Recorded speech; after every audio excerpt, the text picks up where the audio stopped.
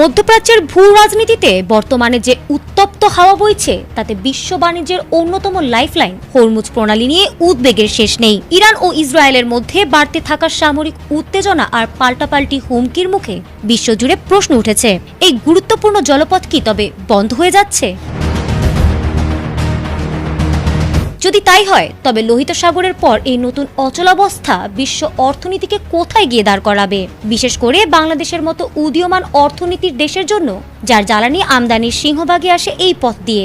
তাদের ভবিষ্যৎ কি? এমন এক ঘোর অনিশ্চয়তার দোলাচলে এসেছে এক চাঞ্চল্যকর খবর। গত কয়েক সপ্তাহ ধরে হরমুজ প্রণালীতে বিদেশি জাহাজ চলাচলের ওপর ইরান যে কড়াকড়ি আরোপ করেছে তাতে আটকা পড়ার ভয়ে ছিল শত শত পণ্যবাহী জাহাজ। বাংলাদেশের আমদানিকারক ও জাহাজ মালিকদের কপালে ছিল চিন্তার ভাঁজ। কিন্তু দীর্ঘ কূটনৈতিক আলোচনার পর তেহরান থেকে আসা বার্তাটি সব সমীকরণই যেন বদলে দিয়েছে। ইরান সরকার স্পষ্ট জানিয়েছে, বিশেষ কিছু শর্ত ও প্রোটোকল মেনে চললে বাংলাদেশি পতাকাবাহী জাহাজগুলো এই রুট ব্যবহার করতে পারবে। অর্থাৎ কঠোর সামরিক পাহারার মধ্যেও বাংলাদেশি জাহাজের জন্য উন্মুক্ত হচ্ছে হরমুজের দুয়ার। তেহরান বাংলাদেশের সাথে তাদের দীর্ঘদিনের বন্ধুত্বপূর্ণ সম্পর্কের খাতিরেই এই বিশেষ অনুমতি দেওয়ার সিদ্ধান্ত নিয়েছে। সেই সাথে বাংলাদেশ রেড ক্রিসেন্ট সোসাইটির মাধ্যমে ইরানের জরুরি চিকিৎসা সহায়তা পাঠানোর বিষয়ে প্রধানমন্ত্রী তারেক রহমানের সিদ্ধান্তের প্রশংসাও করেছে ইরান। তবে জাহাজ প্রবেশের জন্য শর্ত দিয়েছে ইরান।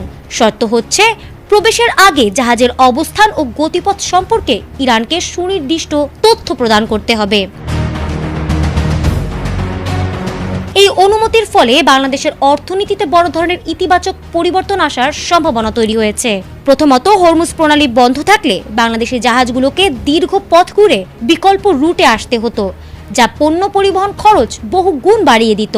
এখন সে আশঙ্কা কেটে যাওয়ায় জ্বালানি তেল ও এলএনজি আমদানিতে খরচ স্থিতিশীল থাকবে। দ্বিতীয়ত, আমদানিকৃত পণ্যের লিড টাইম বা পৌঁছানোর সময় কমবে, যা বাজারে নিত্য পণ্যের দাম নিয়ন্ত্রণে রাখতে সহায়তা করবে।